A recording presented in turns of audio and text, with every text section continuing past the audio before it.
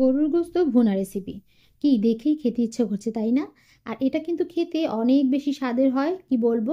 আপনারা যারা আছেন তারা তো জানেনই, আর গরুর গোস্ত পছন্দ করে না এমন মানুষ খুব কমই আছে। আর এই গরুর গোস্ত ভুনাটা দেখা যায় লুচি, পরোটা, খিচুড়ি, ভাত, অথবা দেখা যায় আটার রুটি, বা এমনি আমরা যে রুটি বানাই তার সাথেও কিন্তু এটা বেশ যায়। প্রতিটা জিনিসের সাথেই কিন্তু গরুর গোস্ত ভুনাটা কিন্তু অসাধারণ লাগে।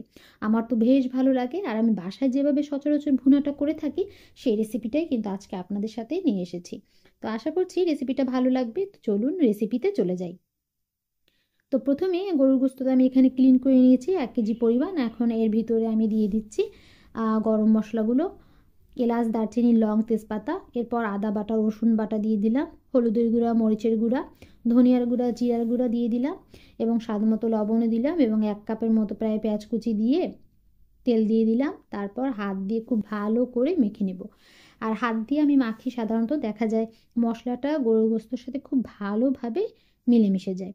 এই জন্য আমি হাত দিয়েই সাধারণত এরকম মশলা মাখিয়ে নিই। এই তো মাখানো হয়ে গেলে চুলার জালটাও আমি ধরিয়ে দিলাম। এরপর বেশ কিছুক্ষণ আমি এই গরুর গোস্তটাকে কষিয়ে নিব। আর সবসময় বলি, কষানোটার উপর কিন্তু রান্নার টেস্টটা বেড়ে যায়। যত ভালো করে কষিয়ে নেবেন রান্নাটা কিন্তু ততটাই বেশি স্বাদের হবে।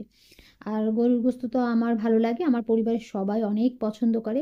আর এইভাবে যদি লাল লাল ঝাল ঝাল করে একটু ভুনা করা যায়, দেখা যায় বিকেলে কিন্তু আমরা লুচি পরোটা দিয়ে এটা খেতে পারি, ভালো লাগে। আর গরুর গোস্তের সাথে কিন্তু আমার আলুটা খুব ভালো লাগে। আর কারা কারা এরকম আলু পছন্দ করেন অবশ্যই কমেন্ট করে জানাবেন। এই গরুর গোস্তের ভিতরে আলুটা আমার ভালো লাগে, আমার পরিবারের সবাই পছন্দ করে, এই জন্য আজকেও আমি এই গরুর গোস্তের ভুনার সাথে আলু দেব।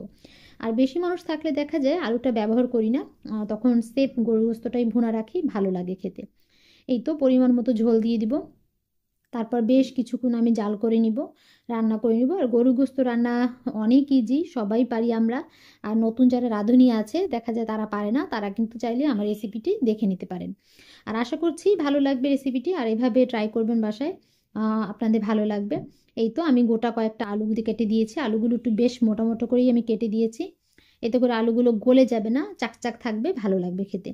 রান্নাটা প্রায় শেষের দিকে হয়ে এসেছে। এই তো, আর আমি এটা ঝোল রাখবো না, ভুনা করব। আর কার কার এরকম গরুর গোস্ত ভুনা ভালো লাগে অবশ্যই কমেন্ট করে জানাবেন। আর রান্নাটা তো দেখছেন প্রায় শেষের দিকে, যখন হয়ে যাবে রান্নাটা ঠিক তার আগ মুহূর্তে আমি এখানে গরম মশলা ভেজে তারপরে এটা উপর থেকে আমি ছিটিয়ে দিলাম, গুঁড়ো করে ছিটিয়ে দিয়েছি। এতে করে একটু ফ্লেভার আসে, দেখতে ভালো লাগে। আর খেতে তো অসাধারণ ভালো লাগেই। আর দেখুন গরুর গোস্তের ভুনার কালারটা কিন্তু সেই এসেছে, অনেক বেশি মজার ছিল গরুর গোস্ত ভুনাটা। আর কেমন লেগেছে আজকের রেসিপি অবশ্যই সবাই কমেন্ট করে জানাবেন। আর ভালো লাগলে অবশ্যই লাইক, কমেন্ট এবং শেয়ার তো করবেন। সবাই ভালো থাকবেন, সুস্থ থাকবেন। আল্লাহ হাফেজ।